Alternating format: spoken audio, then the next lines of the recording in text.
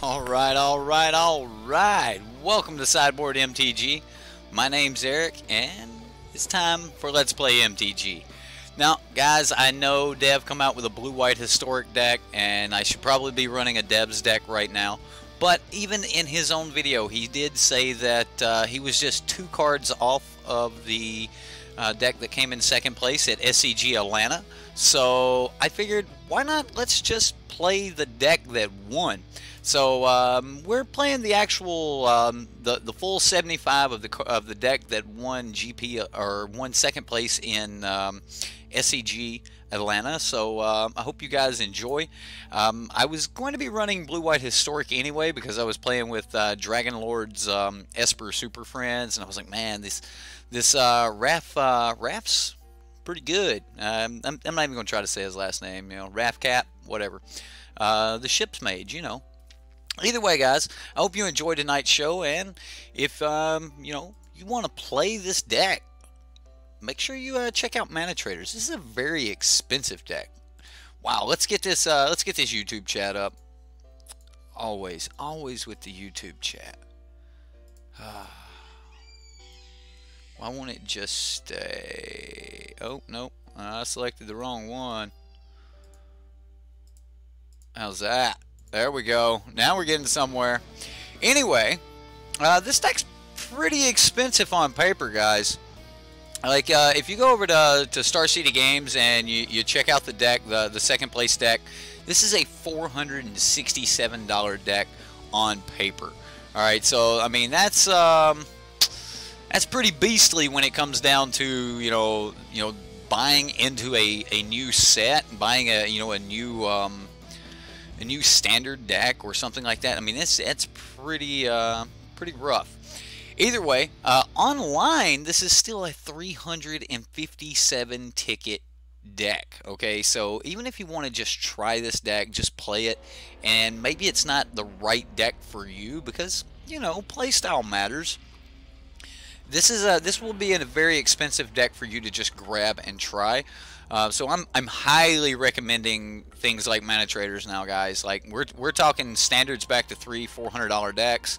Even online, these cards are, you know, $350 for this deck. So, you know, the medium package from manatraders would let you rent this deck and would let you play this one, and along with most other decks that could possibly come up in standard. So make sure you guys, if you want to try all the different decks, you're checking out manatraders. I'm serious, guys. When decks start getting $400 or $500 a piece, you can't afford to just buy those decks. So rent them in paper, rent them on you know, Magic Online. Like, I mean, if you can afford and you just want to go buy all these cards, or you're popping a lot of packs or something like that, and you just happen to have them, then by all means, you're a boss. But you know, for most of us, just paying a flat rate, going from there is about the best way to go. Dragonlord, man, I pulled up your Super Friends deck, and I'm actually glad you're here because I wanted to give you a little bit of feedback on it. And I was going to type it up and send it to you, but I actually don't think you need 3 Karns, man. More times than not, when Karn came down, he was just really hard to remove, and they had, like, there were other creatures that they were trying to get rid of. And I really like what you got going on here. It's really close to the one we were running from Ryan, the Fire Burns, and it's really close to Saffron Olives. The history is really good. I like everything that you had going on here, and this is one of the reasons that I wanted to actually play the blue-white historic deck that we're playing tonight. And that's because it runs a lot of the same cards. Not so much so on all the planeswalkers and stuff, but you know, we still got Raph, we still got Teferi, we've got some good angels, Settle the Wreckage, History. History is really good. I know that it's not really going to help, you know, our you know, Raph. It's not going to help our Merfolk Trickster or our Torrential Gearhulk, or it's not even going to help our Angel. But just the fact that it'll help rebuild the board and buy us a little bit of time, yeah, I think that the card is, I think the card's great, and I like that this deck is using it to just kind of create some dudes. I mean, we've seen this a lot in like Bant with people running Hour of Promise, that just getting a couple extra bodies on the battlefield is normally enough to, you know, to buy you that time that you need. So You know, history works really well there, and then they kind of have to answer it before you get the buffs. So, what's up, Sisk? Robert, how you doing, man? James, let's see, what did I miss there from Dragon? How did I like your build? I only got to play one game with your deck, and again, it felt just like the Saffron Olive deck and the one I played from Ryan the Fire Burns. And a lot of the same things that I had to say about that deck are pretty much the same that I'm going to have to say here. I really like it. I don't think you actually need Mox Amber. I get Mox Amber is a good card. I don't think you need the ops.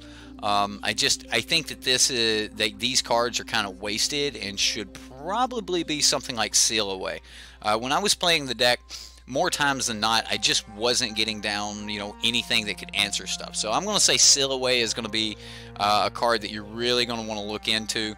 That Seal Away is going to be, you know, just that good protective card for you. I like the fact that you got your Eldest Reborn in here, and an Azor, and you've got Battle at the Bridge. I liked this card, but I don't know if you're really running enough artifacts to make it, like, to get away with the Improvise.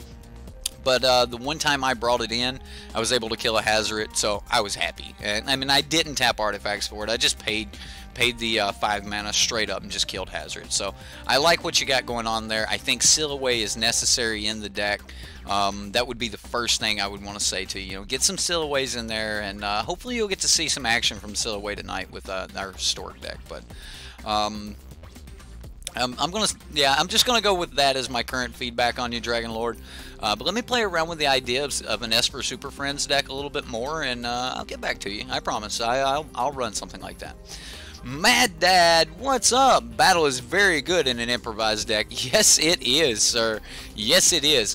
When am I going to do the last Patreon games from April, since I said I'd run 2 decks, including yours?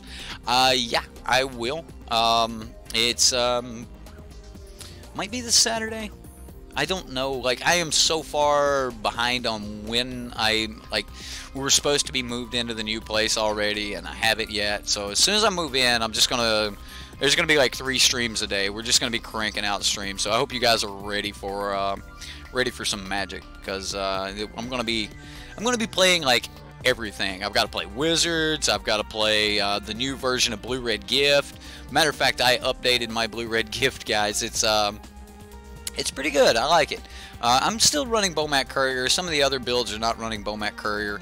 I've added Goblin Chain Whirler, and the more I played it, the more I had to get rid of my non-red lands. And you guys remember what happened with the Black White Knights? I know somebody said here in chat that they picked up the Black White Knights deck. I just seen it. But like the Black White Knights deck, I finally said forget it. I need to be able to cast my Chain Whirler on 3, and not a single land in this deck will hinder me. The worst thing in the world is Spirebluff Canal, and if I'm trying to do it on 3, Spirebluff Canal is still great. So yeah. How do I feel about the new Oath? I feel that I'm happy that he joined the Gatewatch, and we have an Oath there. Ticking things up is really good. I mean, we've seen with Chain Veil that there are certain ways, like if you could get that down. Chain Veil was just like severely overpriced, but and it had a penalty to it. I'm glad that they actually said, you know, let's rework this idea of letting you play with your Planeswalkers twice. I think the Oath is great. I really do. I do like the Oath. I also like Wrath being able to flash things in and then uptick twice on, like, end of their turn, flash in a Karn, then uptick Karn, downtick Karn next turn. Yeah, I think I'll take some of that. No swamps in your Knights deck either. Robert, let me know how that goes for you, man. Like, if like some people were saying in Deb's comments and stuff that they just didn't think that taking the swamps out would be a good idea, because you wouldn't be able to fatal push on 1 unless you had, you know, one of your, you know, concealed courtyards. But I think you could get away with it. Now we have a mono green Planeswalker in the Gatewatch. Now we don't have a mono green. You're right. We do. We have Nissa. So with Nissa leaving the watch, wait a minute. She's leaving the Gatewatch? Am I behind on some lore? What? Oh my goodness! I've got to catch up on my lore. You threw together the blue-black artifact deck. Tezzeret is amazing. Sounds good, Monkey. That sounds real good. How much worse is Constrictor now? I think Constrictor won like first place, what, didn't it? Let's look at Atlanta real quick, since we're playing the deck from second place in Atlanta. Green-Black Constrictor won first place in Atlanta. Alright, and it's running 3 Karns, Winding Constrictor, Walking Ballista, Verter Skeerhulk, Brontodon. It's got 2 Rishkars, Merfolk Branchwalker, and Jade Light Ranger. Like, bam, done. 4 Fatal Push, 4 Vraska's Contempt, and 3 Adventurous Impulse. Alright, 1 mana, look at the top 3 cards of your library. You may reveal a creature or a land card from among them and put it into your hand. Put the rest in your bottom of your library in any order. What? That's almost like Ancient Stirrings for a creature or a land. Like, that's pretty good. That won first place. Historic here won second place. And, you know, got to give a shout out to William Heiss. Shout out to William there for taking this to second place, and we're going to be playing his deck tonight. There was also another one by a gentleman I cannot, I'm just going to call him Raj. Raj played a version that was 1 Teferi and then all spells. This was a blue-white historic, but a blue-white control deck. I don't think I would call this historic, and honestly they don't even have his sideboard listed, so I don't know. I don't know if I would call this historic or not, or just a blue-white control deck with Teferi. So, and then there was a ban approach. There was a mono-red Godpharaoh's Gift, a mono-red aggro. Mono-red Godpharaoh's Gift. I said last night that, you know, I would leave the Bomat Couriers in, and sure enough, you know, that's what they have in theirs. Rowdy Crew, though, I don't know if I like the Rowdy Crew in it, and Wily Goblin seems kind of bad, but I like the build they have going on here. And then, of course, there was a blue-red Godpharaoh's Gift that did fairly well. He kept the Bomat Couriers, and he's still on the Champion of Wits. He also is not running blue, so I mean these are all some things that are currently going on in our meta. We do have a Sultai Energy deck that played around in the top 16. You know, running the Bristling Hydras, and I'm sure in the sideboard, yep, there's the Cartouche. So I mean, like, some of the stuff that we were used to in the past is still there. Mardu Vehicles showed up. Not a very innovative list. We seen Jerry Thompson and his crew towards the end of Rivals of Ixalan. Everyone was starting to move over to Inventor's Apprentice, mainly because of the uprise of the Fanatical Firebrand. You really just couldn't get away with you know, not having a 2-powered body. You know, stopping Bomat Couriers, stopping Fanatical Firebrands, and things like that. Inventor's Apprentice is just great. So a lot of nuances that have started to happen to our meta, and all of these small changes are going to be the things that help form our meta as we go forward here. So tonight we are going to be just, you know, playing with this blue-white historic deck, and you know, we're gonna have some fun with it. Again, there was a lot. There was even a white-black control deck. I'm interested in this deck.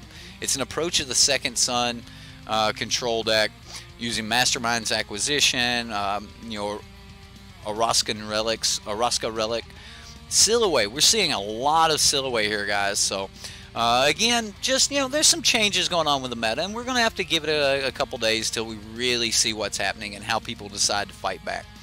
You're currently running an Abzan mid-range deck in Standard. So far, you've been very favored in the Constrictor matchup, and Vehicles is slightly favored. Blue-white approach is a bit tough, though. You know, Samuel, that's kind of how it goes. Like, when you're trying to be able to defeat those mid-range and aggro decks, it makes you a little bit weak to some of the more controlling decks and stuff. So, either way, let's talk about this deck just a little bit. I know Dev did a deck tech to a deck that's pretty close. I really like this land, Memorial of Genius. Now, you can pay 5 mana, 1 blue and 4 colors, tap this, sacrifice Memorial of Genius, and draw 2 cards.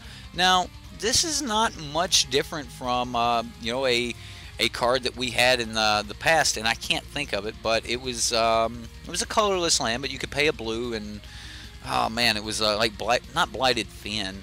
It wasn't the Blighted Fin, but it was along that set. When we used that, we seen that show up in some control decks. We've got a Field of Ruin here, and then as far as that goes, everything else is plains, island, and then your split lands. Of course, it's running all 8 of the Glacial Fortress and Irrigated Farmlands, which, you know, they work hand in hand. So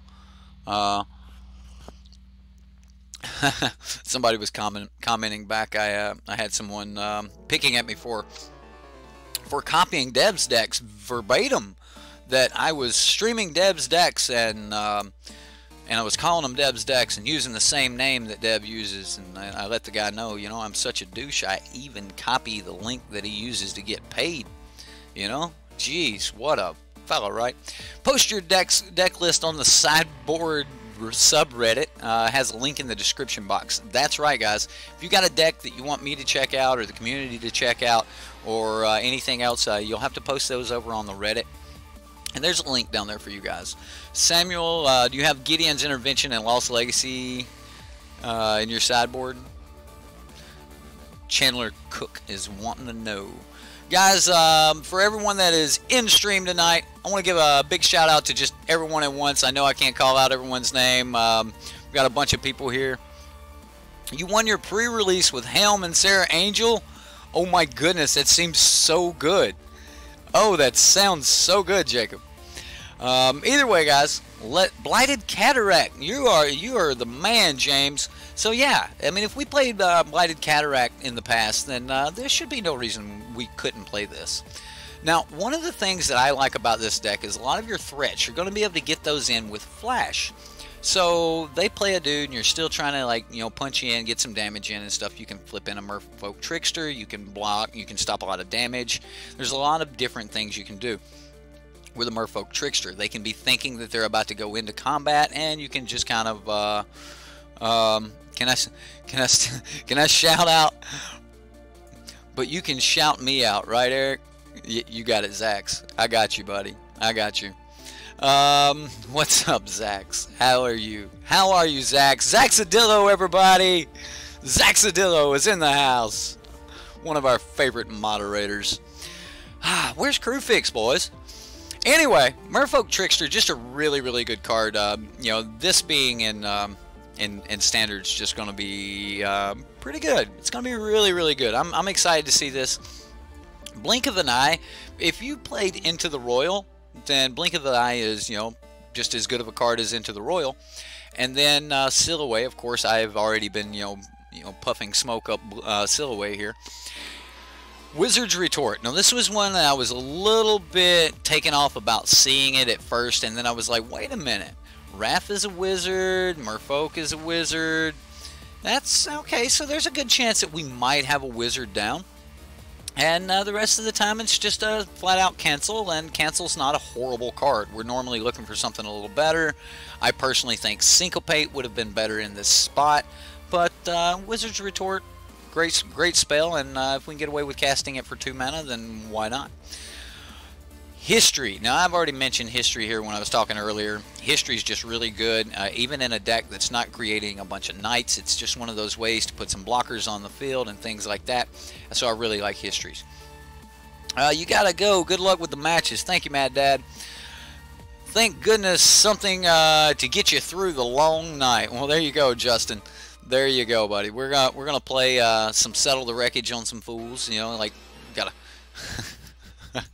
I don't know why I was thinking Pity the Fool. Yeah, Pity the Fool that swings all out into 4 open mana, right? 4 open mana, 2 of which are white. Yeah, that's what Settle the Wreckage is right there. So, anyway, we've got a couple Settle the Wreckages. One of the things I'm super excited about in this deck is Lyria, man. Like, I was playing her in some of the other decks and stuff. Just this 5/5 first striker with lifelink is broken. Doesn't matter that we have to have other angels or something like that. This card is broken. The card is good. Oh, it's so good. So good. Anyway, Teferi. This is our draw engine. This is what's going to keep us online. This is what's going to keep us untapping, keeping, you know, cards up.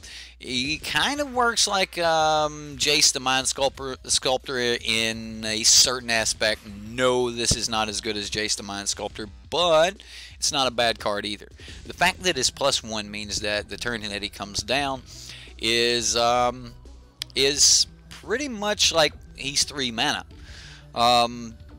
Teferi is just a really, really good card. You can put permanents back on top of their owner's library, third from the top. So you're stalling out a draw later on. So that is really, really good. So I do like Teferi, and you can see chat talking about how they hate this card. Certain people just hate this card. That's because the card is actually powerful enough that it can just win the game by itself. We know that Blue-White Godpharaoh's Gift pretty much hinges on the fact that it wants to make an angel into a 6/6 flying lifelinker, and that's the big deal right there. Just I'm going to do a 12-point swing on the life total right now. Well, this is not a 6/6, and no, it doesn't have haste. You're not bringing it back with Godpharaoh's Gift or things like that. You can flash it in on their turn, which is broken. If you thought Avacyn was good, wait till we get Raft down and we're holding Lyria in our hand. It's going to be like Avacyn. We can jump in front of something. We can do that first strike damage. Oh man, it is going to be good. All right. Christopher Rue, what's up? Kickboxing, play Abs and Snake tonight at my LGS. Went 3-1. Shala is amazing with Snake. Really? Okay. All right.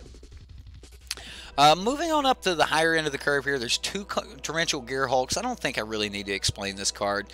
If you've been playing Standard for any period of time and you don't know about Torrential Gearhulk, something's going on.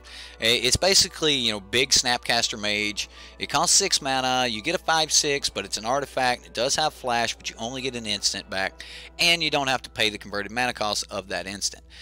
Not technically higher on the converted mana cost, but it's where it's laid out on MTGO. Walking Ballista. It's a 0 converted mana cost, but you know, we won't explain that. XX. Pay it. That's how many counters it gets on it. You can remove a counter, ping something, or you can pay 4 mana and put a counter on it. Pretty much that simple. Commit to Memory here is one of the cards that was kind of I never really liked casting Memory. There has to be something serious going on before I cast Memory.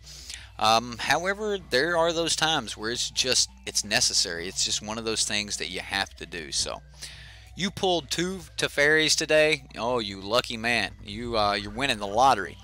Well, good. Then you're halfway to being able to run this deck. This deck actually has 2 more Teferis in the sideboard, along with some Fumigates, Settle the Wreckage, Forsake the Worldly, 2 Jace's Defeats, 3 Negates, and 3 Authority of the Consuls. Pretty straightforward there on the sideboard.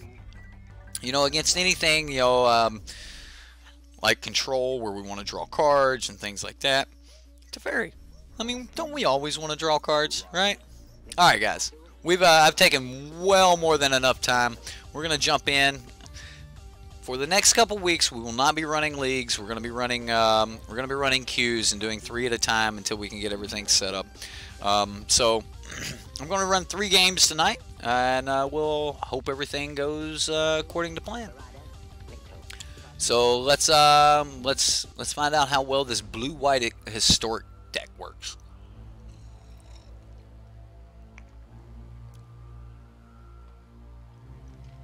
Memory is when you're low on cards in deck, ideally below 20. Understood. I just hate the fact that it's going to let them draw 7 as well. So, well, our opponent giving us you know, good luck wishes. So hopefully we won't let him down. We do not have a blue mana, which kind of worries me a little bit. I think I mulligan this hand. This is much better. This is a much better hand. So that was a really good mulligan. There's a version that runs Karn. Yeah. Yeah, I'm keeping this. This hand's so much better. Yeah, I'm actually willing to leave that on top. That'll be a good turn 3. So I'll just go ahead and get down Island. Man, I didn't fix the lands. We just got all Dominaria lands in here. Aren't the new Dominaria lands pretty, though? I mean, that's like almost some kind of Stonehenge thing there, right? The arch. I think lands should have flavor text on them instead of this big symbol. Like, just give us a bunch of flavor about where this place is. In Dominaria, there's an arch that only the greatest wizards could walk through. Or, I don't know, like something. Come on. There's just so much empty space there on the land. What? Jason, subscribe. Thank you, sir. I appreciate your subscription. Welcome to the community, and hope you're a deck builder, man. Get over to the Reddit and post your deck for Subscriber Sunday. All right, guys. So I'm just gonna shoot this.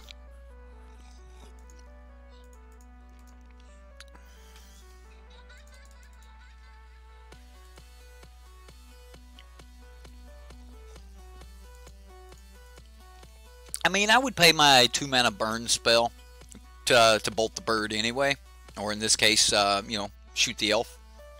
I would pay my 2-mana spell for that anyway, so I'm okay with trading Walking Ballista here.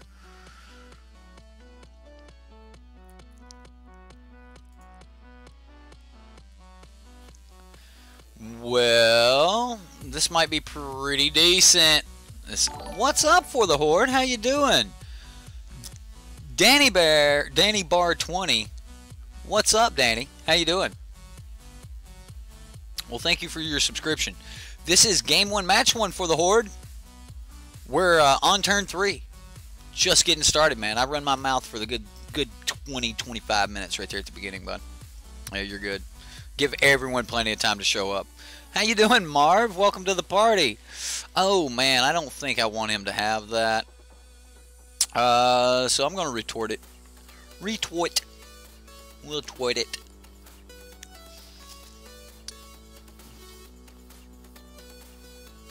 What?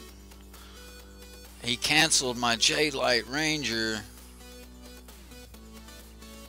Oh yeah, you know you want to attack.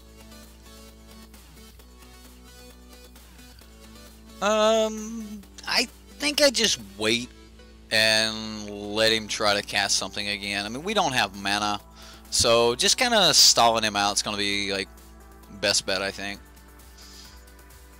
I'm worried about a Hydra or something like that, so we'll see what happens.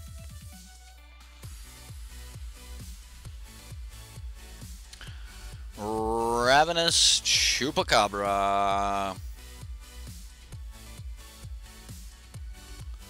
I am not worried about a Ravenous Chupacabra.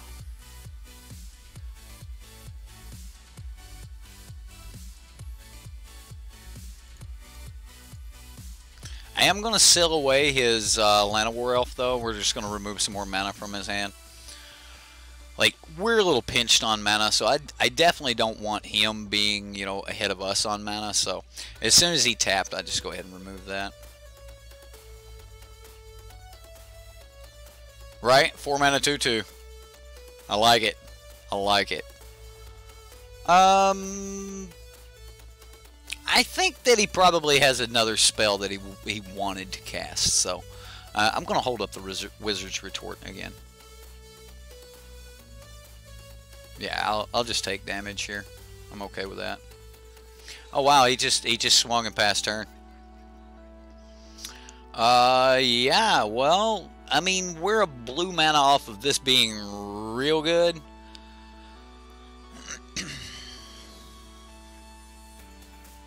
Yeah, one more blue source and we'd be great. We'd be able to flash in, tap something down. Chup is still one of your favorite cards. Man, I love that card. Oh man, like how do you not like Chupacabra, right? You're gonna sell your mono red for this and jump the bandwagon again? Dude, selling mono red, huh? Okay. Winding Constrictor. Yep, that's good.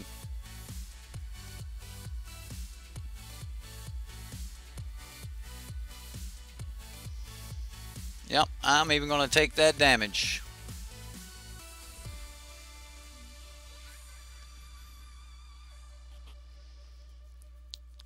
So he didn't just F6, so I expect that he's got something else going on. He's got 2 cards left in hand, so we'll see what he's got. I assume that he's got Fatal Push and Vraska's Contempt. So I'm going to go ahead and flash in my Trickster. By the way, Trickster works really, really well with Silhouette, guys. So, and yeah, we'll just tap this thing down. Ooh, what a thing. What a thing. Alright, well, I'm willing to go to 11 here, especially now that I know I have Lyra.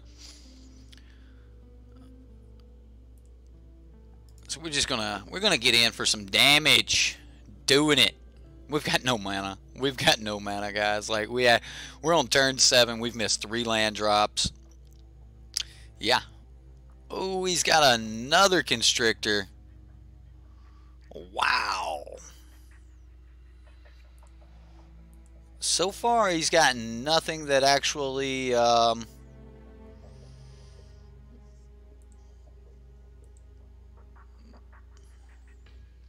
I'm okay with this. I'm okay with this damage.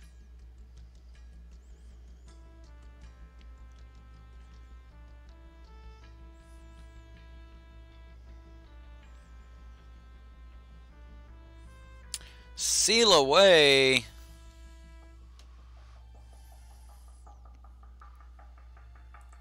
Yep. I'm okay with this as well. I'm just gonna pass back. Yeah, we're kind of stuck here. 4 mana is going to be a hard. This is going to be hard to fight. All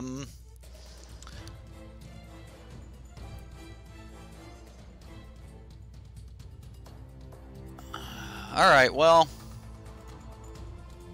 I'm gonna run out the settle the wreckage here. I assume that he's got like some major answers here. Like, he's got 1 card in his hand. Yeah, the mana's been real rough here. I'm expecting, like, Gearhulk or something like that, but I guess not.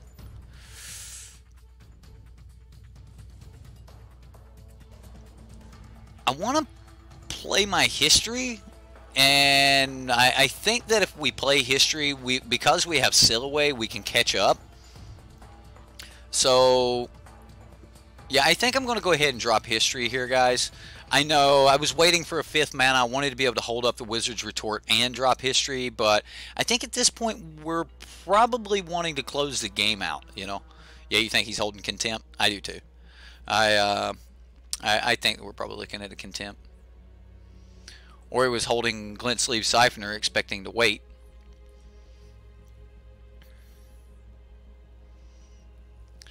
I think this means Glint Sleeve does not what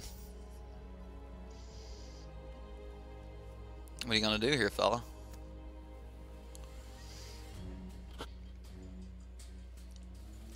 Yeah, so I'll just swing for 4. He's got all of the mana in the world. There's nothing. Oh, man. So he's at 1 card, right? I can flash in Merfolk Trickster and remove Glint Sleeve right now to keep him from drawing another card. Man, I think that's the play, guys. I think it's the play. I'm going to go ahead and do it.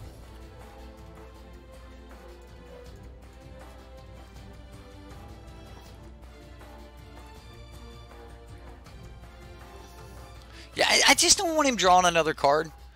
So, yeah, he scooped it up. He scooped it up with removing his Glint Sleeve. So, yeah, bluffing with a land. Well, I wasn't really worried about what he might be bluffing with. We had 4 mana. There wasn't a lot, wasn't a lot of bluffs I could really play around with 4 mana.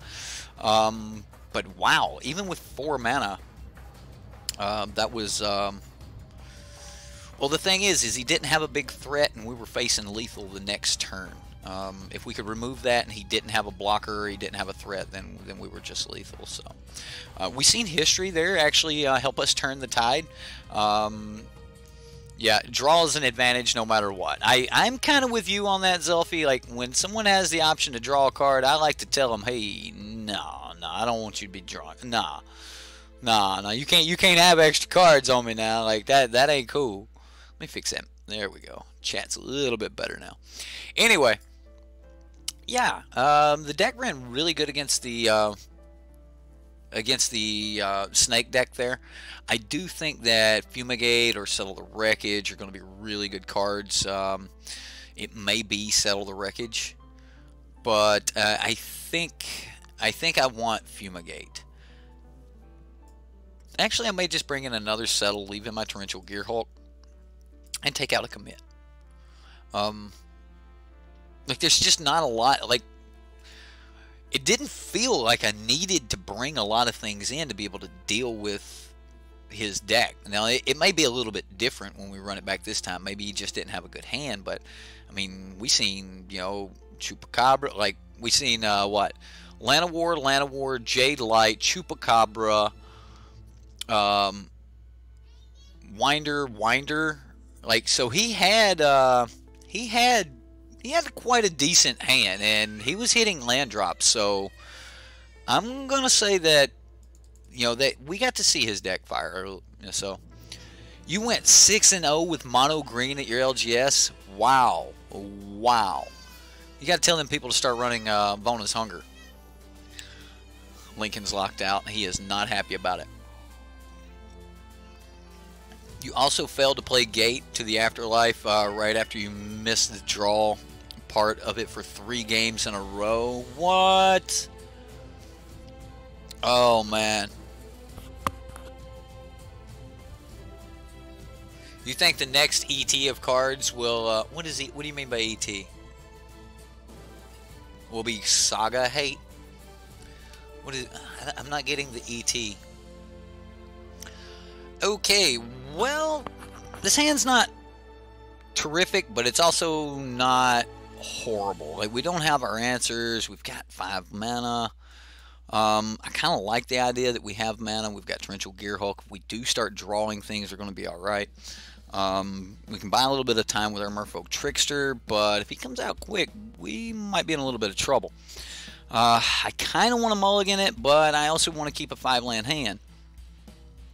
And if you're keeping a 5-land hand, there's not a lot that you're going to have in the hand anyway. So if I keep this and we continue to draw land, then we are so dead. But we did win game 1, so I think it's worth trying to keep the 7 here. And we'll be at 8 cards with our draw.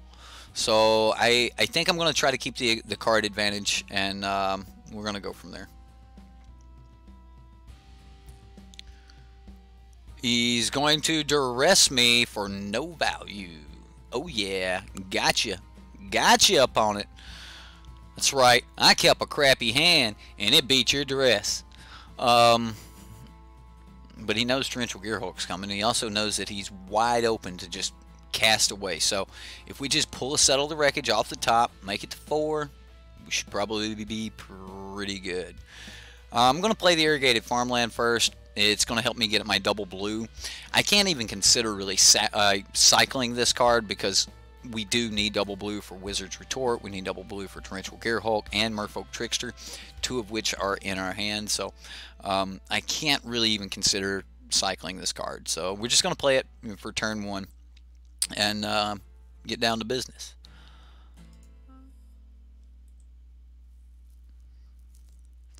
So 3-drop here, and we're in a little bit of trouble. I could, in the beginning of his upkeep, like tap down his Llanowar Elves.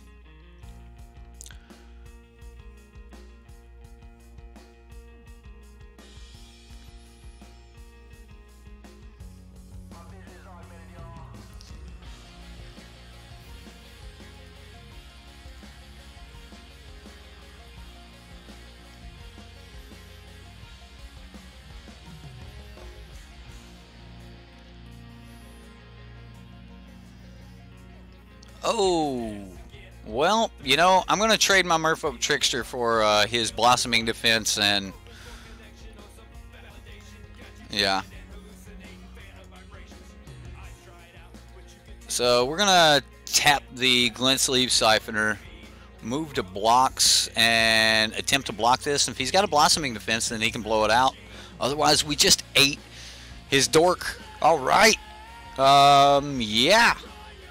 Oh, wow. This could be okay. Like, our hand is starting to line up, guys. Like, this deck is really good. Wow.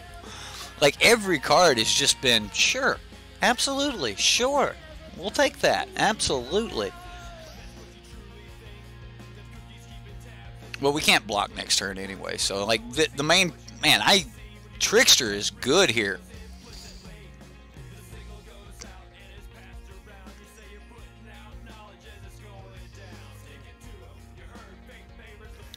He didn't cast a 4-drop last turn, so we'll see what he does this turn. Fatal Push! Got me.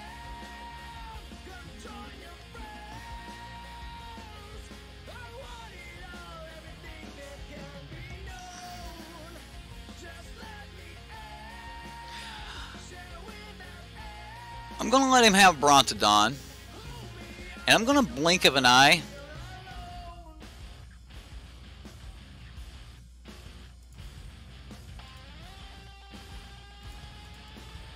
I'm going to blink of an eye his Glint Sleeve Siphoner before he can enter combat and get the extra energy. I know I really wanted to wait till turn 4 to be able to do that, or at least my turn 4. But, oh well. You know, we'll make do. I mean, we are going to be on Lyria soon, so... And we can counter whatever he does next. I mean, if he wants to sacrifice Brontodon to kill a Torrential Gearhulk, then sure. Sure. What's up, Salvete? How you doing, man? Sam Farr, how you doing, man? We got a bunch of people popping up here. Wow. Wow. He plays it. What else has he got? Like, I just want to be done with this thing, right? I'm just going to counter it. I just don't want him to have this Glint Sleeve Siphoner.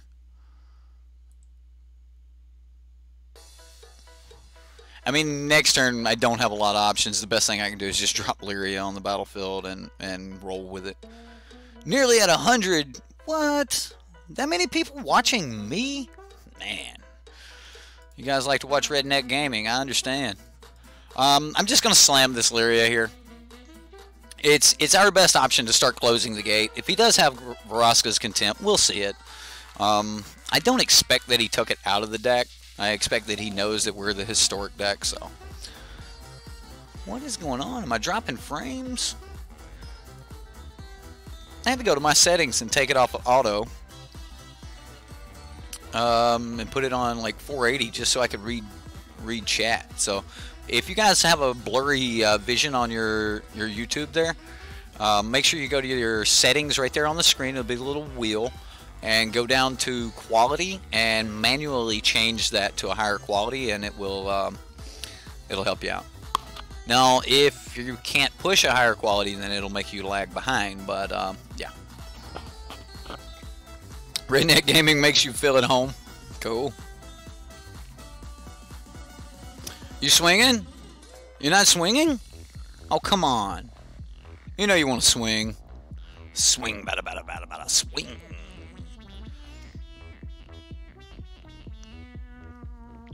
Wow, wow, wow, wow, wow, wow, wow.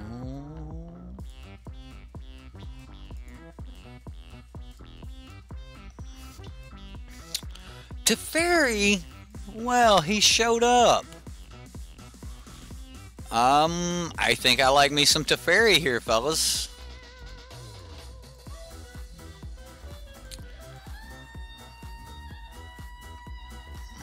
I mean, he's got 1 mana. I'm just gonna draw a card.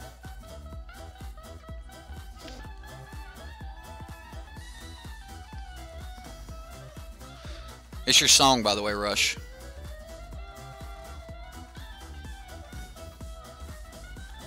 So, do we let Teferi just take the hit here?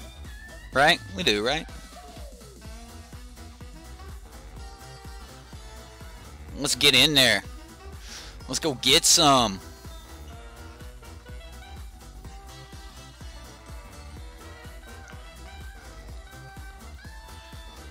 So, we get to untap 2 lands. I'm going to untap this one and that one.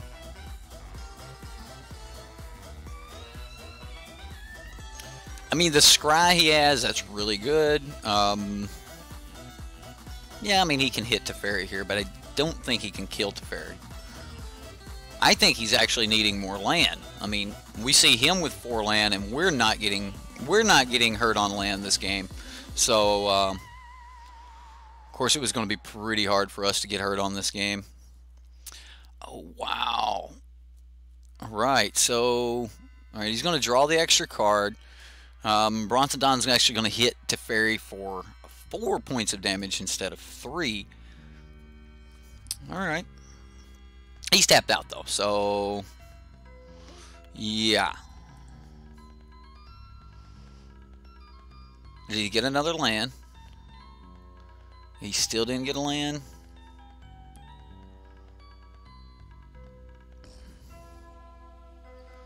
You swing it to Teferi? Huh? He did. He's going to do it. He did it. He did it. Teferi's at 1. So Teferi's not bouncing anything.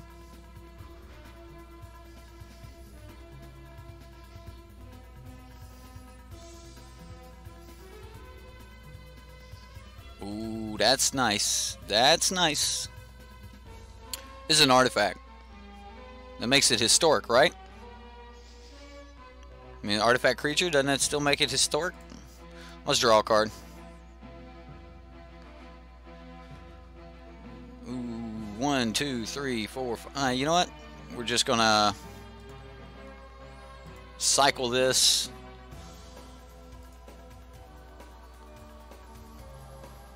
Another Glacial Fortress.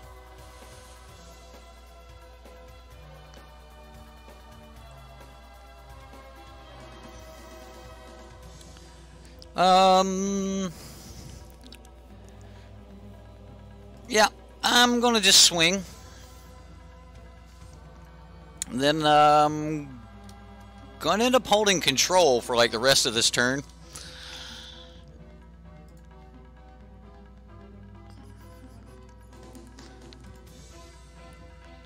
Basically, just because I don't want to lose priority here, the plan is that I'm going to untap 2 lands with Teferi, and while he's tapped out, I'm bouncing.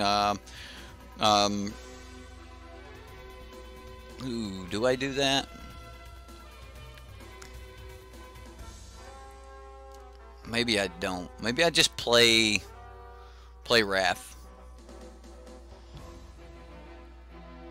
I mean, Wrath has flying. If he kills Teferi here, then so what?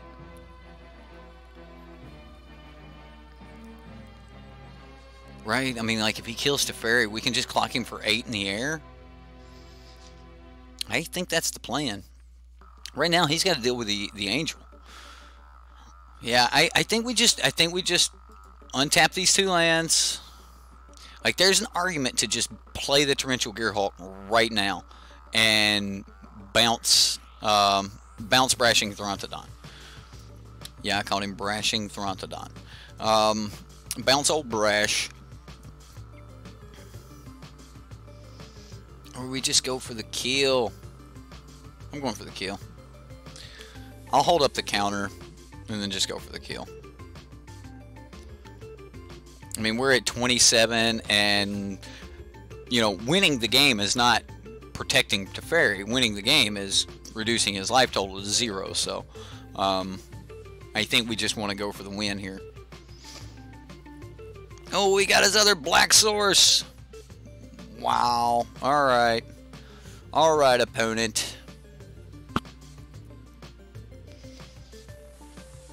So he can reduce this to 3.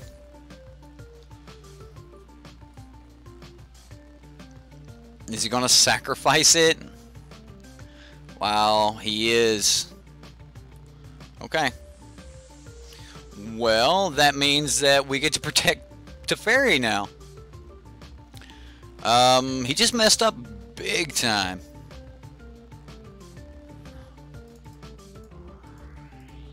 I mean, he knew we had a Torrential Gearhulk. So the plan here is I'm going to Torrential Gearhulk, blink of an eye, bounce the Throntodon, block Rishkar, It's gonna be game. 3 and 5 still equals 8, my friend. Still equals 8. So we're gonna go blink of an eye in case he was sandbagging a land.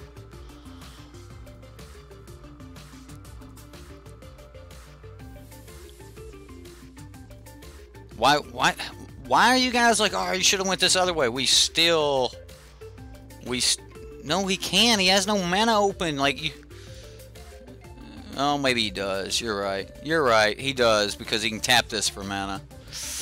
Okay, you're right. You're right. So, do we want to cast it?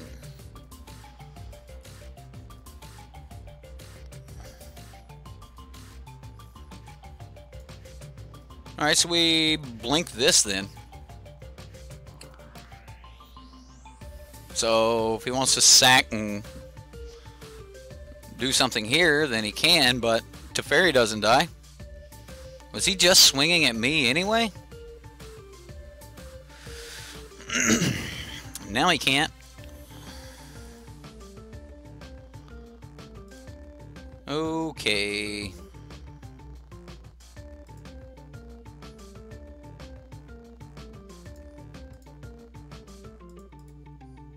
We're good. We're still good.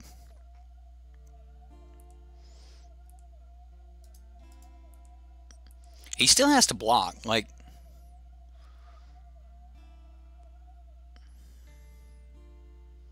He should have sacked in response. He should have done that. But he did not. That's game. Like...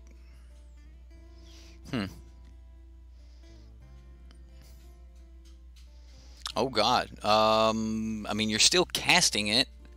You're casting it without paying its converted mana cost. I think you can still use the kicker. Give me 1 second. We'll find out.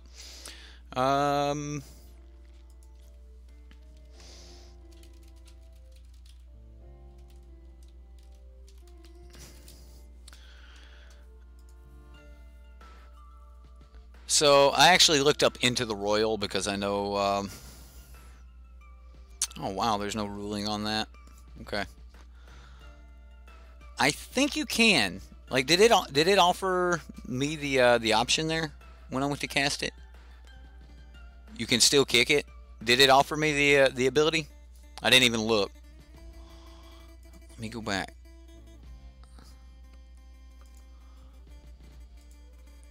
Yeah, it did. I could have cast it with kicker. So yeah. Apparently you can kick them when you're casting them for free. So, all right, guys, let's jump into another game and see how this blue-white historic deck. Man, you can still kick it. Thanks, Miller Time. Appreciate it, man. Yeah, that's pretty good.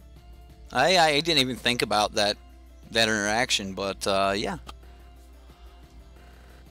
At that point, we had game on lock. We've got plenty of blue. I'll keep.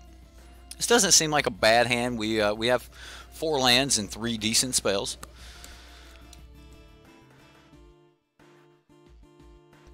All right. Right, you need to pay. Oh, so it's when you cast it. Do you want to cast it with the kicker? Okay. Would you have to pay for the full spell if you cast it with the kicker? Huh. I don't know. I think I just play my tap land here and pass. There's not a lot we can do on turn 1, so might as well go ahead and get that tap land down.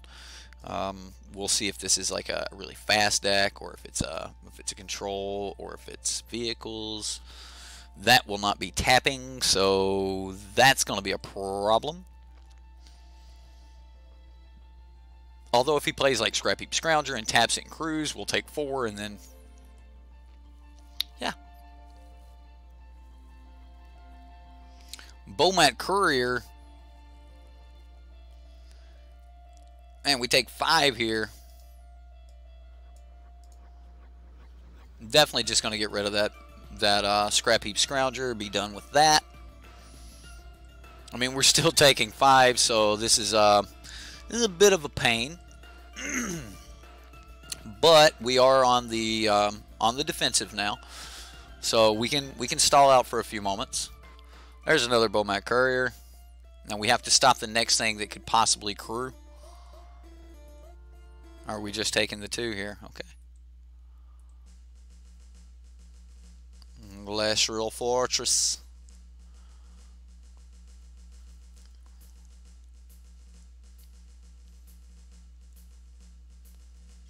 He's got 2 cards in hand. At this point, he is completely willing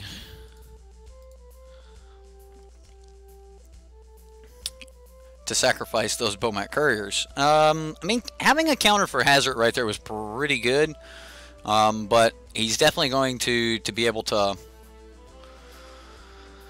do some stuff here. I can't really commit this Bomat.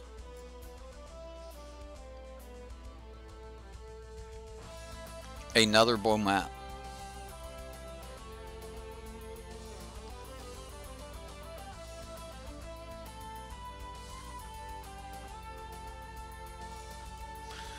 Well, this might be a little difficult, ladies and gentlemen. Might be a little bit difficult.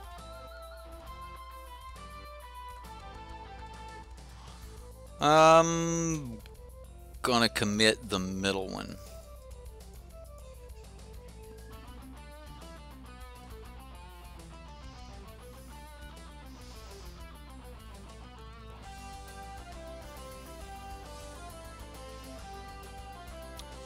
So he sacrificed it. He had another Heart of Kiran.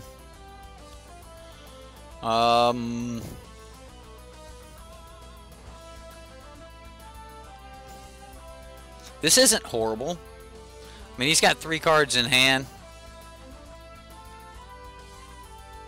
I'm going to cast this for 6 mana, which will be 3, and I'm going to shoot a Bomat. And now I'm going to shoot the other Bomat. So now he has to decide the 3 cards in his hand, or get rid of them. Alright, so it was Land, Chain Whirler, Scavenger Grounds, so he's going to take the 4 cards. Well, I mean, that could have went a lot worse for us, guys. It really could have.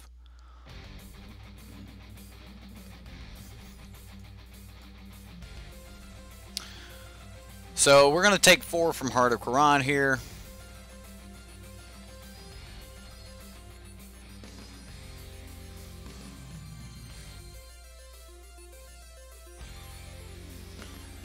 And this might be a little bit difficult.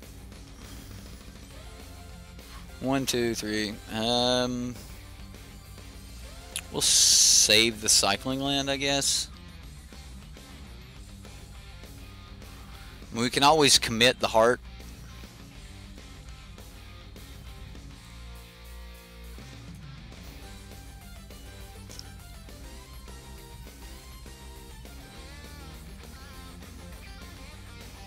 Okay.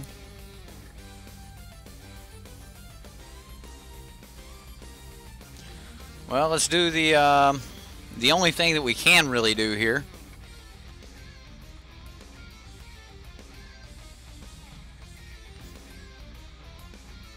And we're going to click commit, and I'm going to try to commit the Heart of Kiran. He's got an Abrade. Okay. Okay. We're going to cast commit.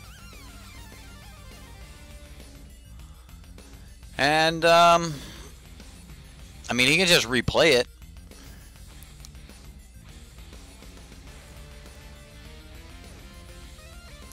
Pia Nalar. Well, settle the wreckage is what we're looking for. That ain't exactly going to do it. Let's go ahead and cycle this because we definitely need like a settle. Does the captain do it? So 1, 2, 3. We don't have enough mana to play the captain and and be able to flash it in.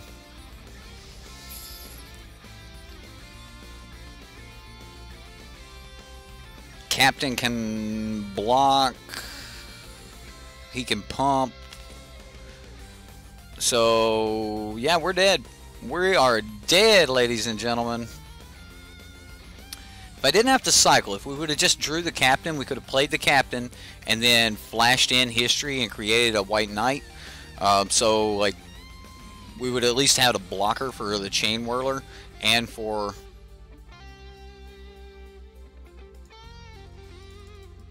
Oh my goodness, we might still have a turn.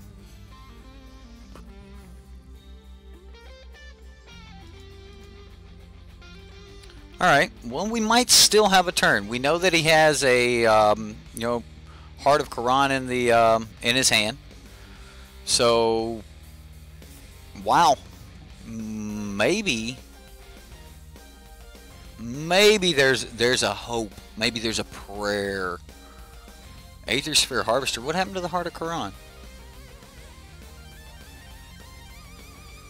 I committed Heart of Quran. Second from the top. Okay, so he hasn't redrawn the heart yet.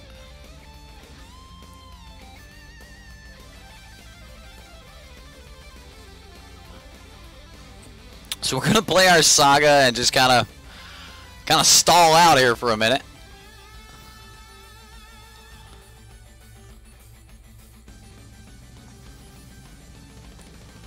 So if he goes to swing with the Goblin Chain Whirler, we just have to stick a knight in front of it. It's the only thing we can do, because I figure that he's going to be crewing the Aether Sphere Harvester. So at least we'll draw an extra card.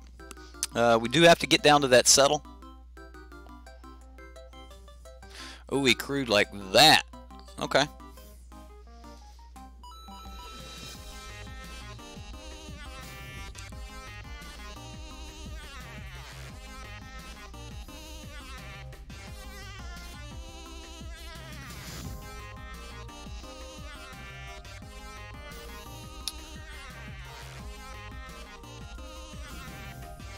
We're going to pay it with kicker.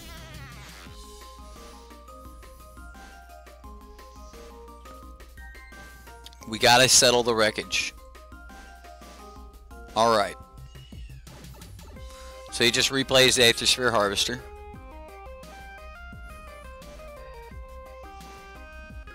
And the Heart of Quran.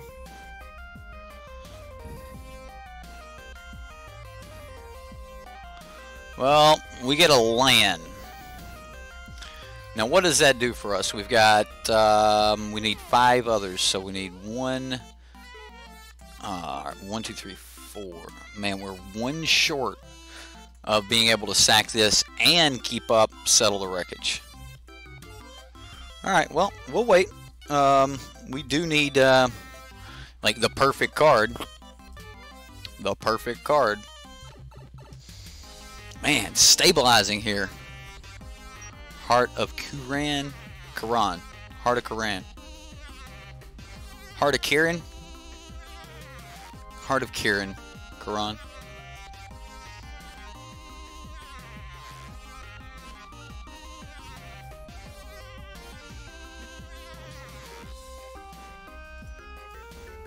I mean, I have to do it. It's horrible, but I have to do it.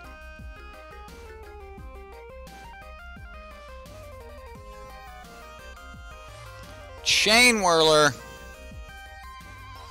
I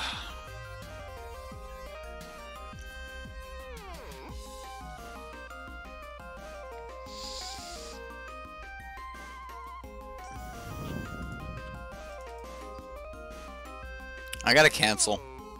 I kind of have to go for this. I'm gonna leave up 2 blue. So we need like land settle. I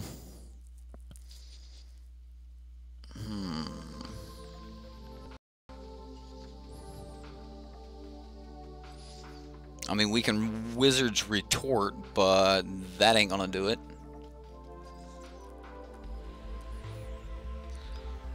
that ain't gonna do it. Chain Whirler's good, Ralph. Like, seriously, man. Chain Whirler's just a great card. Yeah, we needed Wrath and a land or something like that. I was drawing just to see what we could get to, but yeah. You got us, opponent. You got us. We'll go to game 3. Go to game. Well, this was game 2. Man, was that game 1? That was game 1, wasn't it? Alright, so we definitely want another Settle the Wreckage. Negate is probably going to be really good. Authority's good against these decks. Torrential Gearhulk's not bad, but it's a little bit slow in this matchup. Trickster's probably going to be really good. And like they crew a hard or something like that, they tap a dude down, then we flash in a Trickster, and we go ahead and tap down what they crewed, and now they don't get to do like all those things. So I like the Trickster here. Wizard's Retort's good. History's good, but this is not the matchup where it's going to be as good as like in the other matchups. And I think the reason I'm going to say that is mainly because in this matchup, like, we need to be in the air. Like, he can always just stop attacking on the ground, and he'll start attacking in the air. And yeah, there would be an argument, but let's bring in all the negates, and let's just negate all the Heart of Khorans and things like that. But I think that we're going to be better off just controlling its crew instead of controlling the vehicle itself. So you made adjustments to Deb's Merfolk deck on Arena and just smacked a poor soul for minus 98 life. Wow, that poor fella. I'll drop the commit for 1 negate. I do want to have some access to negate. Maybe even drop 1 retort for a negate. It might even be better to drop all of them, but I kind of like the Wizard's Retort. The 3/3 power here is going to be really good. Snapping back into Settle might be better than I'm giving it credit for. Maybe I can cut Illyria, and if he's crewing with, I mean, he had the Bowmat, so Walking Ballista is actually really good. I'm going to take away 1 more history, and we're going to win a much slower, longer game. Standard Merfolk, are they still viable? I don't know. I don't know if any of the tribes are viable, honestly. Wow, alright. History, or Authority is going to be good here. Walking Ballista is going to be good, so I'm going to turn 1 this thing, so we can turn off those Bowmats.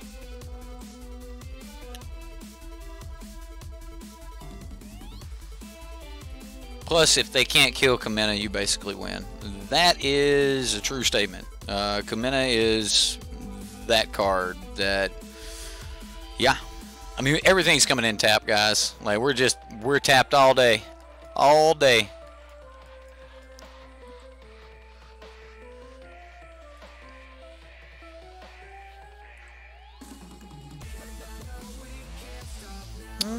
We could stop that from being tapped.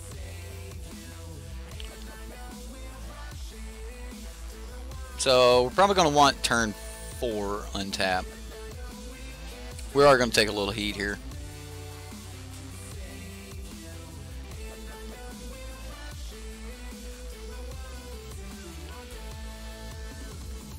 So has he got his Harvester? He does have his Harvester. I'm going to scare you. I'm just going to cycle.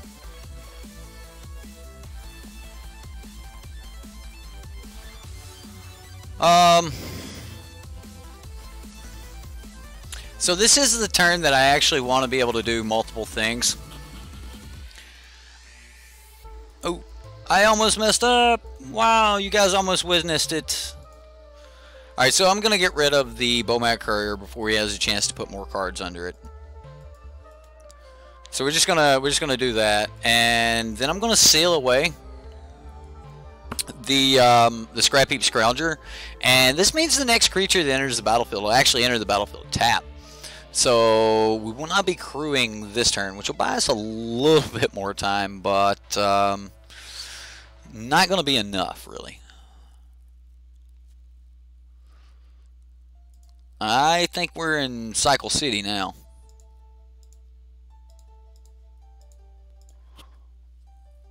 Alright, well, that's not horrible.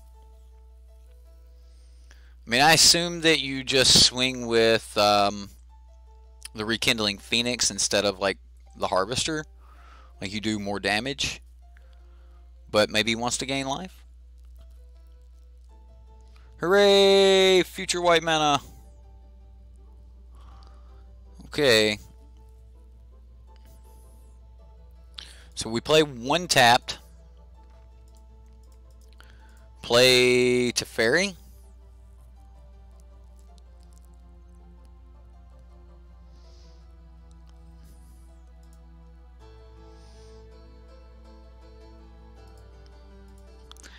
I'm just going to get rid of the Phoenix. I know he can kill Teferi. I know that Teferi can be killed, but I just think we have to remove that Phoenix. And there's a Chandra. She'll do the job. Or you can just swing with Bomat, put a card under it, and go that route. Like, honestly, probably should be just swing at Bomat. I swing with Bomat, kill Teferi, get an extra card. Looks like that's what he's doing. Yeah, he's swinging at Teferi. Maybe the other option would have been take a little more damage there. Ooh, I kind of want to play this.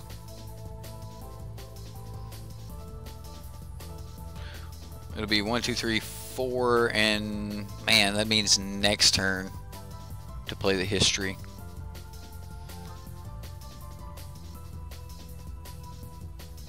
Oh wow, alright. I'm gonna put a stop in my upkeep. And I'm gonna play the irrigated farmland, and then I'm just gonna pass.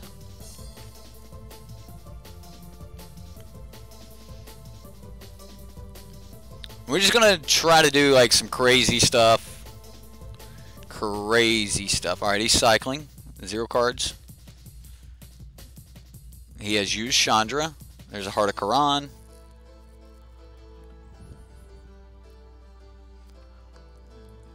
He cast the Heart of Quran instead of doing damage.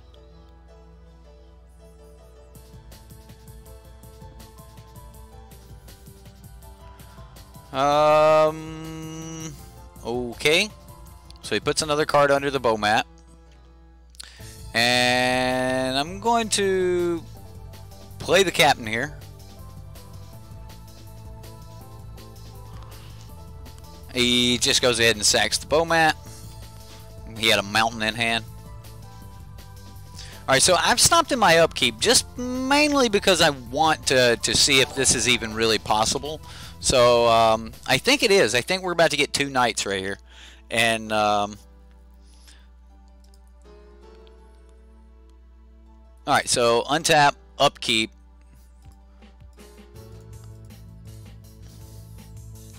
History, you put one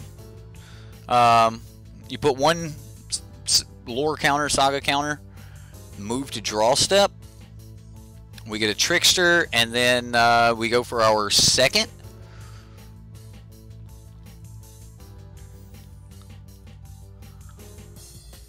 And we're gonna attack Chandra.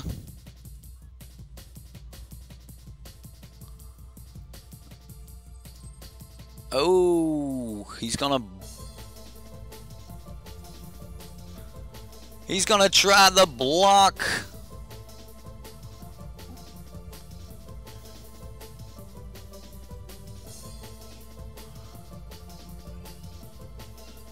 What is this craziness? He's he's like, fine, I crew the other one. Alright, well, he is going to get us here with that. I didn't think about the crews. I thought we could just tap down the heart. I didn't think about the crewing the second one. So he did get me with that. Got me. You got me, opponent. Definitely got me. Yeah. Kieran. Heart of Kieran. Heart of Quran. Heart of Quran. Kieran. I don't know. Like, All of Kaladesh seems Middle Eastern to me. I don't know. I'm gonna say Quran. Kieran.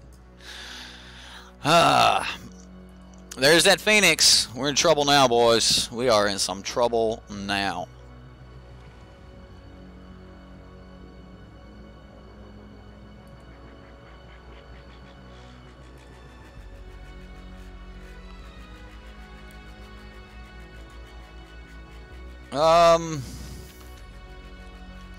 So you can crew this, then crew that.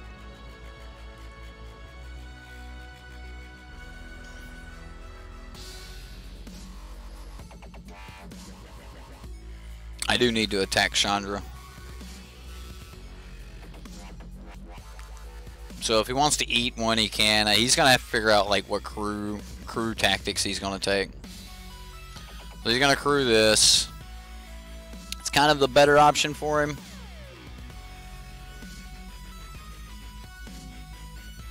What are you gonna crew with? Ooh, okay. All right. We're gonna go.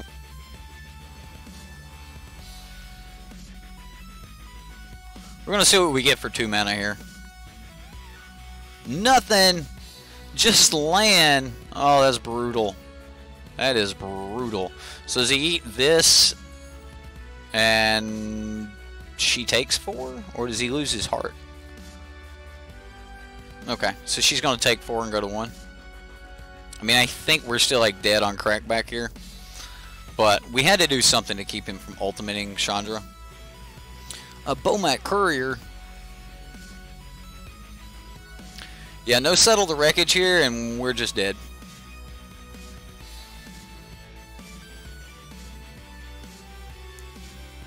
Karn advantage. Where's the card draw? It's land. We're drawing cards. It's just all land. Right. The MTGO gods are frowning upon us. I mean, there could have been like a, you know, the bounce spell there. We could have had something for 2 mana. But no. Yeah, well. He's packing the heat. We've got 8, 9, 10, 11, 12, 13 coming.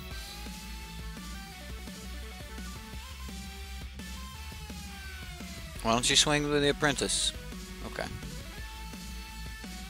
Just taking it.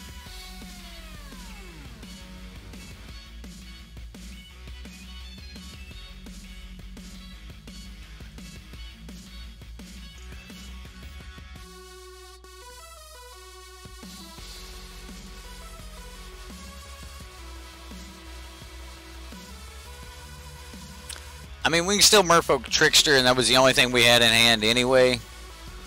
So, yeah, I'm pretty sure we're just flat out dead here. Yep. I mean, I can't see a line that gets us out of this with the cards in our hand. We just drew one too many lands. I mean, I can't say much. He drew a bunch of lands too. So, you know.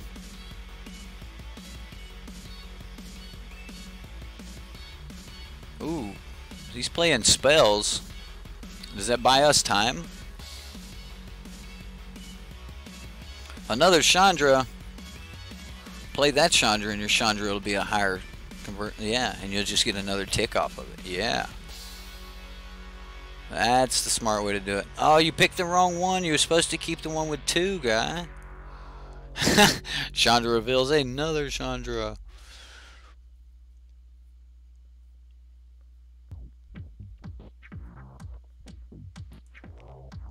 Okay, so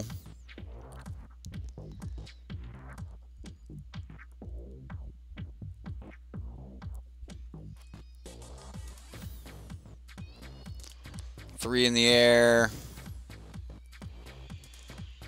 We can't block all the things.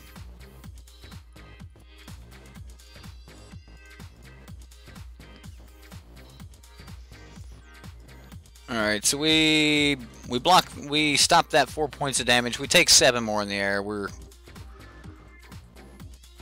right. Good job, opponent. Good job. Well, Historic did not hold up to against vehicles. You know, like our big blocker is on the ground, and vehicles has got a lot of things in the air. So yeah, I mean, we just didn't have enough pressure. Right, we did need a Dawnbringer. Dawnbringer would have been so much better right there. Just bam, slam a Dawnbringer and go from there. Being in the air with Lyra is just Lyra. I'm gonna trigger chat again.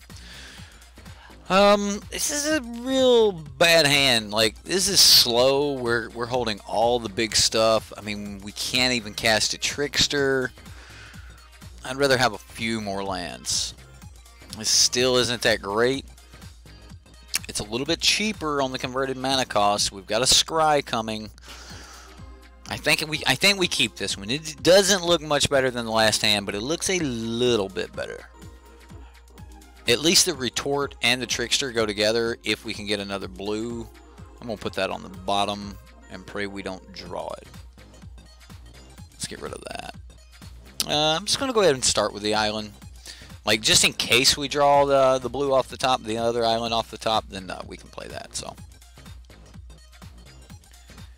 So is anyone going to answer you? What's our record? We're in match 2, we're 1-1. Or in match 3, we're 1-1 in game 1. So looks like we're playing against some isolated chapel stuff here. Yeah.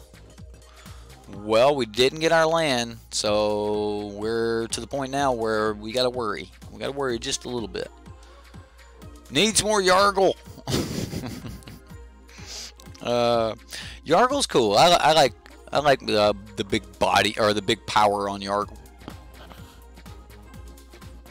It might be. Looks like it's Vamps, or maybe even something else. I don't know.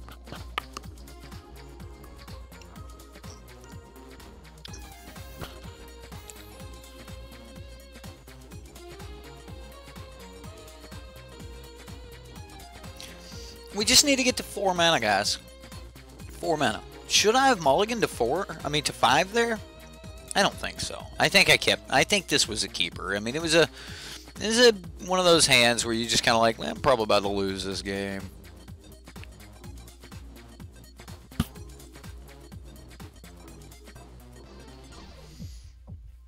I'm just gonna bounce this.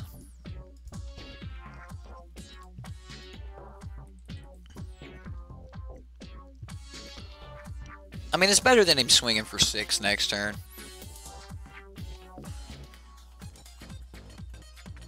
Come on, Glacial Fortress. Seal away. Alright. Alright. Seal away's not bad. I mean, it's a great way to get rid of this Adanto Vanguard. So, I mean, there's not a lot of spells like much better than Seal away when it comes to, hey, we need to answer an Adanto Vanguard. So, Tetsuko, the Yamagawa guy, or whatever his name is. Oh my goodness, the lieutenant. It's Lieutenant Dan. Has he got another lieutenant?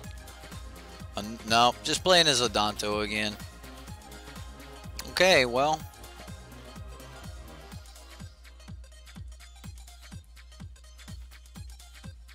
We are stuck on manas. We'll just play the Seal away and grab the Adanto.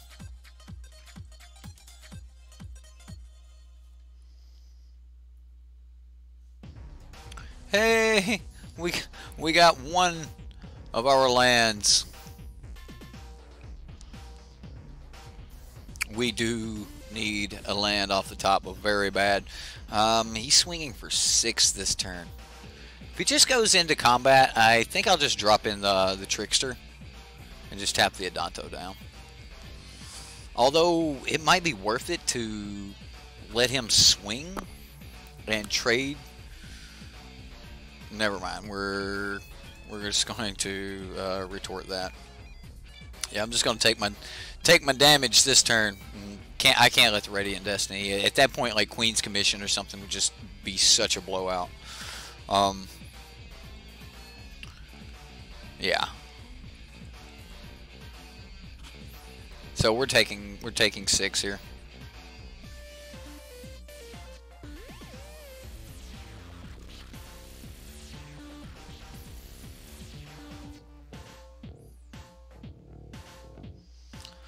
We got our 4 land. How does he swing?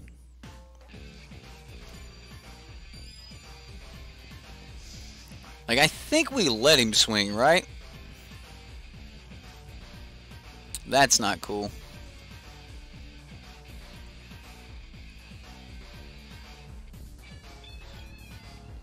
Ooh, he's thinking about it. He's like, how do I play around settle? He doesn't. He doesn't play around settle. Alright. Well, I will settle that. I mean, that's, that was a pretty good hand. That was a pretty good set of creatures to be trying to settle. So, yeah. We'll get to the history. We will. Benelia has been around a long time. The history's there. We're good.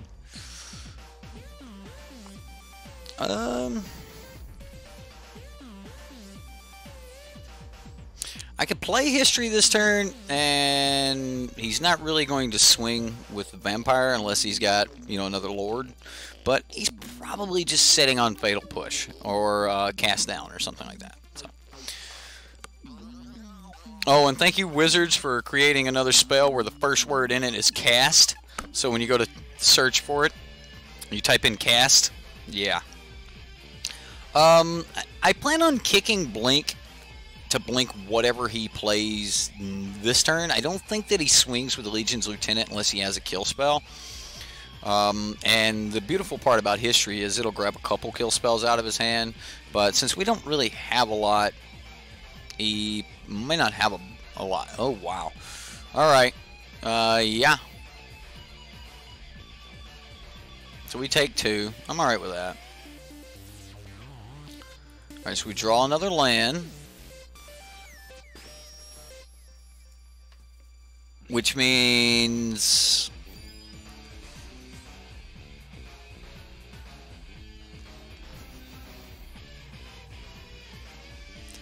I can both Trickster and Teferi. So we're gonna draw a card here with Teferi. I mean, he might have Cast Out, he might have something like that, but he can't cast that right now. So we're just gonna make it to our end step, untap 2 blue, and then take it from there. I want to kick Blink, but I don't think we're exactly at the right spot for kicking Blink. Although, if he swings with everything, I might Blink this without the kicker.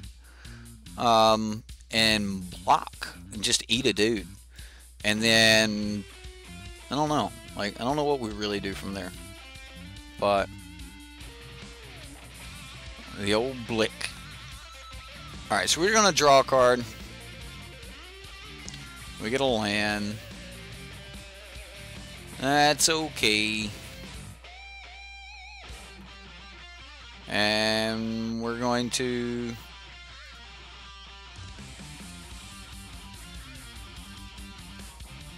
We're going to untap these lands. Like, there is an argument for just going, you know, blink the Legion's Lieutenant when he goes to swing.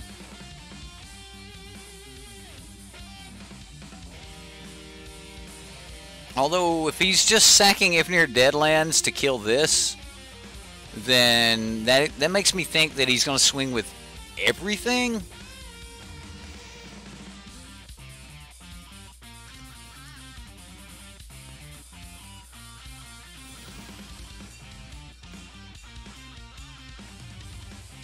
Alright, so at me,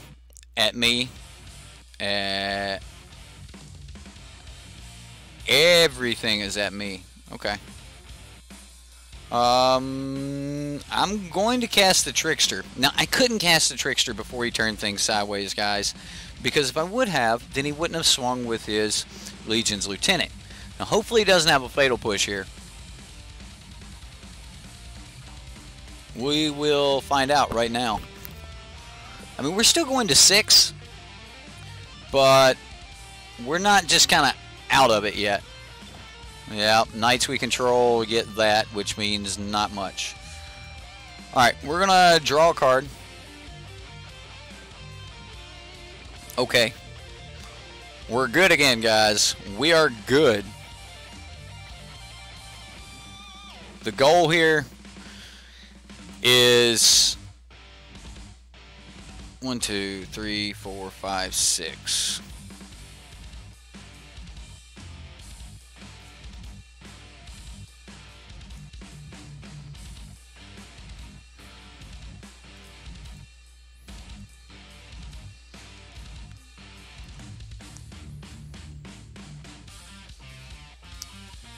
This lets me have more options for Gearhulk instead of just Settle the Wreckage.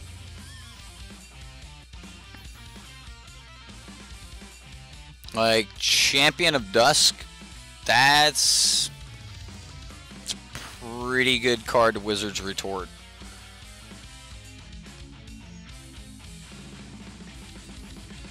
So yeah, I'm gonna grab Wizard's Retort here. And we're just gonna cancel this this Champion of Dusk. Now he may hit us for 1, but he may not even attack. All right.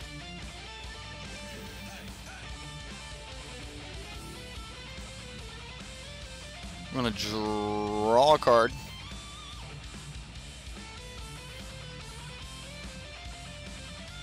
We get a land, so that gives us 7. Yeah. I'm going to cast this with Kicker. We get a history? Sure.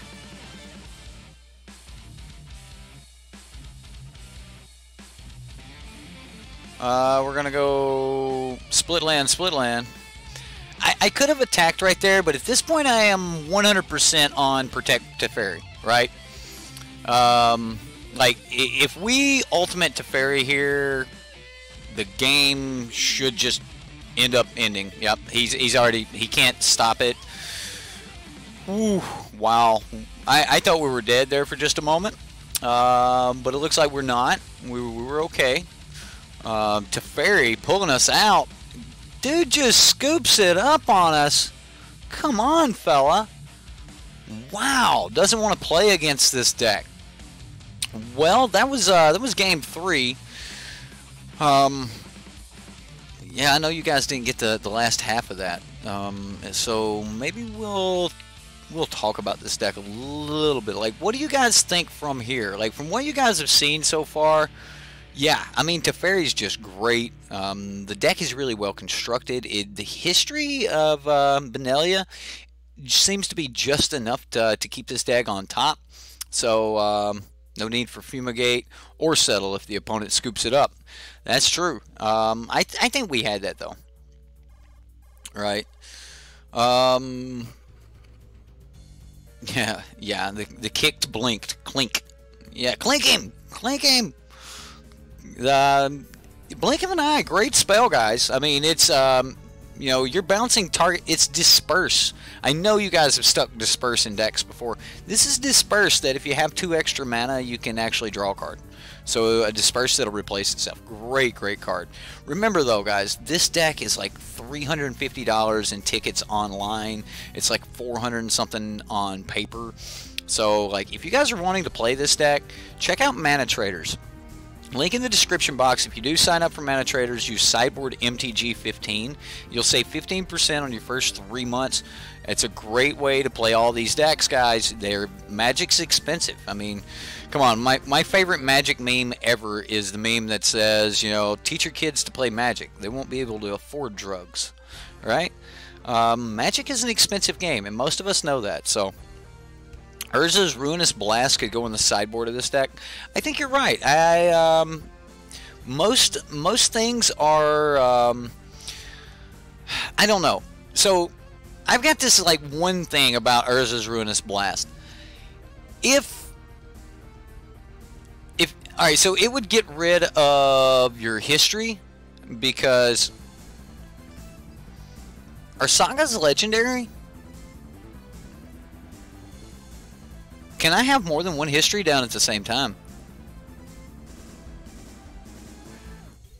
I know that artifacts, legendaries, and sagas are historical, but are sagas legendary?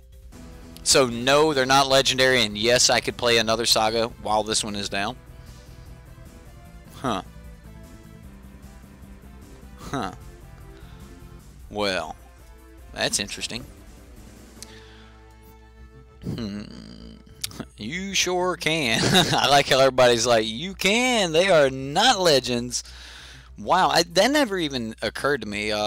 So sagas wouldn't be legendary, and your Silhouette wouldn't be legendary. So if you use Urza's Ruinous Path with a deck that's got Silhouette in it, that's one of the things that's going to kind of come back to bite you. Like if you've got like a Scrap Heap Scrounger trapped under a Silhouette, and then you have to Urza's Ruinous Blast, and you exile it, that permanent's coming back, whatever you had under there, and that could be something major, something with an enter the battlefield trigger or something like that that you just can't deal with, especially if you just had to fire off a Ruinous Blast. So your grandma made fun of me one time for buying packs, and I said, would you rather me spend $5 on a pack of cards or a joint? She was like, good point. That is a really good point. That is a really good point, Justin. You're building NG Bant Walkers. You guess using Aether Meltdown if you really want Ruinous Blast. Aether Meltdown is a permanent, and it's not legendary either. Right? Like, Ruinous Blast would remove... Oh, because it would also remove the creature that it's on, unless you had that on. Okay, because it wouldn't actually remove the creature from the battlefield. It just kind of locks it down. Okay, that's not bad. There's another spell. It's like a blue spell. It's like a 3-mana enchantment or something that target creature becomes a 0/1 and loses all abilities. So that's not bad either. Lilith the Lith. Wow, Lilith, your name is awesome. All right, we're just going to start with that. Lilith the Lith. With all the spells, Brawl Chief of Compliance could be relevant to assist with card draw and be a low mana drop, which I would trade 2 mana for 26 to run 24 and 2 Chiefs. So trade 2 mana from the 26 to run 24 and 2 Chiefs. I could see that, but I also don't... I mean, the deck also ran really well with just 4 mana, so I can see where you're at. Life? Dude, it's Life? No, man, that's Lilith the Lith. Leith? Life? Lilith the Life? Lith. I'm gonna go with the I instead of la. Maybe I'm wrong. Maybe it is Life, like a lichen, but I think because there's only 2 vowels in that, I think it's gonna be a hard I, and be like Lilith the Lith, like lich. I don't know. There's not a second vowel in that, so maybe it wouldn't be. I don't know. I'm not going to try to get into English because, like, you've heard me speak. Vow, we ain't alone anymore. Really? Somebody's going to call out the only girl to ever pop up in our chat, all right? Let's ask Lamp. How do you pronounce it? My bad. Alright, either way, guys, the deck was a lot of fun. I had a lot of fun playing it. You're going to see more of this deck, so I'm only going to run these 3 games. I've already see it's Life. Alright, it's Life. Lilith the Life, or Lilith the Lith. How do you say it? Life or Lith? And is it even Lilith? Either way, just Lilith. It was the... In some lore or some stories or religion, Lilith was God's wife. She was the first, it was another name for Enlil, and Enlil was the mother of medicine in some things in ancient Sumerian. Depends on if you've read the story of Gilgamesh and how you translate that, right? SideboardMTG, check your Facebook later. Alright. Any sideboard suggestions versus this deck? How would I beat this deck? I think I would beat this deck by flyers. It's definitely weak to flyers. The only real answer it had in the air was Lyra. And you guys know I can't pronounce things, but Lyra is like pretty much the only answer. You're going to want to be quick. The deck's got really good answers for quick things. Vigilance is going to be good considering the major way that it destroys creatures is Seal Away. So like these are all things to consider if this deck becomes huge at your LGS. I'm going to play this again tomorrow because I've already gotten a message going, why isn't this a Devs deck? Why didn't you play Devs version? So I am going to go ahead and play. We'll play some more tomorrow. Coffee time. Coffee time will not be up again tomorrow. This is the last week that we will not be having coffee time. As of next week, we will be back on coffee time like a normal schedule. For those of you that like to join for coffee time, we'll be back up and running next week. I'll have my camera up and everything next week. We'll be back there. So really cute, queued up on a lot of things. That's cool. Yeah, I am. I really am. We've got a lot going on here. So you know, if you're not actually a subscriber, now is a really good time to subscribe, guys. We're about to be playing pretty much every deck that here. You know what? Let me just pull this over here, and I want to show you all the decks I want to play. All of that. Every bit of it. Except for the repeats, of course. We are going to play a Devs deck tomorrow, though. Like, people want to see it, so there's a Bant approach list. So, like, this is pretty cool. Like, I like the Bant approach. It's still an Hour of Promise deck. We've got some new cards. Seal Away. I was so happy to see Seal Away, you know, hit. And, like, I've got some brews coming. I've actually went back and I rebrewed Boros approach with the Sunbird's Invocation, mainly because we have Seal Away now, which is just another good 2-mana card that's going to help us out a lot. So we're gonna see that. We might actually, and I've been brewing on it a little bit, and I have honestly been kind of thinking about splashing some blue in there. Actually, for Wrath, I have been wanting to splash blue for Wrath. So if I do end up splashing blue for Wrath, it's probably going to end up as some type of Jeskai approach deck with Teferi and things like that. So we'll give a look at that. That's what I'm currently brewing on. But I want to play these updated versions. Like all next week, I'm going to be trying to do Dominaria updates. So this week I'm going to be running, you know, Devs decks and the decks that are kind of new to the format, like this Black-White Control. I'm going to run that. I'm going to be running, yeah, it'll be Devs deck tomorrow night, and then Black-White Control I'm going to run on Friday. Yeah, I am running Friday because I'm not playing at an LGS right now.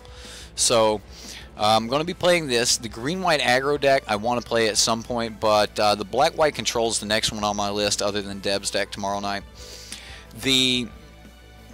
I really wish we could just count this as a Devs deck, but, you know, I didn't credit him and everything else, and we're not running his exact 75, so, but it's so close. It's like 2 cards. It's like 2 cards different. Anyway, I've already run the Historic, so I'm going to run the Black-White Control as the other new deck for this week. Next week, I'm going to be running Upgrades, or Updates. So next week, I'll run the Bant approach list that you guys are seeing here, because, like, that is an updated deck from, you know, Rivals. So we'll run that. I'm going to be running the Blue-Red Godpharaoh's Gift, its update, or I don't know if I'm going to run this version or if I want to run my updated version. I really do like this deck, and I'm still on the Blue-Red Godpharaoh's Gift. I really just like winning on like turn 4, turn 5, just win, game over. Which is why I like my Tishar deck. So anyway, I hope you guys you know, stick around and see what we've got coming up next. Either way, I've had a lot of fun hanging out with you guys tonight. Golgari Explorer is so good. How is it good? It wasn't good in Rivals, and there hasn't been anything new for Explorer. Like, what has Golgari Explorer gotten? Is it Is it? Time for Mikey on the drums, Ralph on the. Yeah, we're gonna be closing out. We got a couple minutes here. We got like 4 or 5 minutes left before I need to close this out.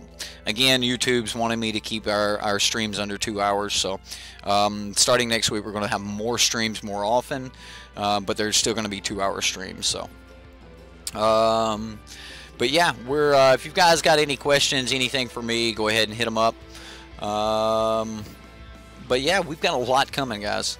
Remember, you want to play all the decks. ManaTraders, save $1. SideboardMTG 15 saves you 15% of your first 3 months. Lots of removal. Talking to Brandon Hall about Arena. Man, I've seen the person you want to talk to about Arena. Barry, that reminds me, I need to email you. Yeah. I need to email you, Barry. Either way, thank you very much, Barry. I appreciate it. Look at you finishing off Dragonlord there. I'm gonna throw you some love. It's just gonna be pure gas for Barry, right? Is that what we're doing? We just pure gas for Barry. Yeah, we're gonna have a lot of fun. I hope you guys are ready to see all the things run. Barry is pure gas, guys. He's a new stream boss, so he's gonna hold down the fort till we're back. Am I doing last month's Patreon on Friday? Yes. We are. It's either gonna be on Friday or it's gonna be a double Patreon on Saturday. Either way, I've got to make up, like, so everyone that didn't get a deck run, if you're a patron, if you didn't get your deck run, make sure you go back and run the like, go to Patreon, hit me up on that last post that I made, drop your decks there, and I will run them this Saturday. Like, if we have to, we'll just make a really long stream for Saturday. So we might have to break it up in multiple, like, 2-hour sections. Like, we might run like 2 hours worth and take a 10-minute break, and then bring up the stream again and run another 2 hours. But gotta find a way to get around this this YouTube thing. Like, I don't know why YouTube still wants to cut off the beginning of a video, and like, I've contacted them. We're trying to figure that out. But either way, yeah, I have to make what up? I've got to make up an entire Patreon games. Everyone kind of held out on me to the end there, and we don't actually have. Everyone didn't post their decks either. So if you guys wanted your deck run last month and you didn't get one run, I think, like, Justin, if you know Jeffrey, like, I think you and Jeffrey are close friends. I don't think Jeffrey ever actually posted a deck. He might have actually posted it, but I don't think he truly posted it. Let him know that, hey, brew something. Let us play that. Either way, guys, I had a lot of fun. Yeah, Rush, send a deck, man. You're good. Send a deck. Guys, I had a lot of fun. I hope you had fun. I hope you're using ManaTraders so that you can play this crazy deck and you don't have to, pay $500 for the deck or whatever it is. Because if the meta shifts in a couple weeks and we find out what really destroys it, you might not want to have spent $300, $400 on this deck. Either way, we're hoping to see what the meta does. He's working on a mono green. Sweet, because that's another deck that I have to play. But as of right now, mono green Stompy is not on the list, fellas. If we do go look at the competitive standard league that popped up, there's only mono green monsters. We've got one green black monsters. Yeah, we've got one 5-0 from mono green Stompy there. So I don't know. I'm a little in the air on it. I think it's one of those decks kind of like Goblins where you just have to go off. But yeah, your red Goblin GPG deck is nice. Good. I hope it is. I added a bunch of the new Goblins to my blue-red GPG, and I'm having a lot of fun with it. So, thanks for taking the time out from your family to bring us great content. Hit that like button. Good night, all. Marv, you said it, man. Good night, everybody. What do you guys want to listen to? Huh? Ninja Turtles, Mario, Zelda, Pokemon. Somebody name something. What are we listening to for the credits? You want to just listen to Caravan Bowser, the happy song? You just want to go to your happy place? Alright, I'm going to send everyone to your happy place. Friend, the handy guy, thank you for subscribing. Castlevania, Salvete, you got it, buddy. So I've got 2 Castlevanias. We've got this one. And we've got Temptation. I think Temptation's the one. Alright? I think this is the one. Roll that Bowser. Yeah? You guys are late. We're already on Castlevania now, so. Alright, guys. I'm going to run those credits, and y'all have a good night.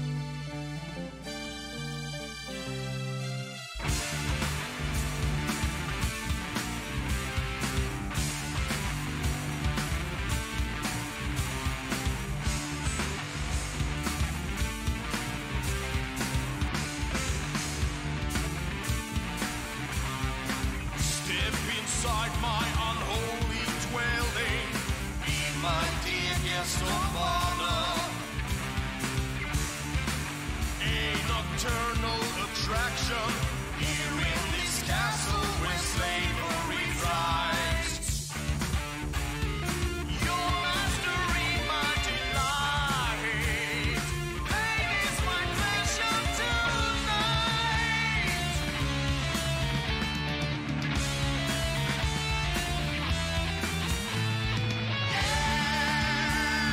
Bow to the Prince of Darkness.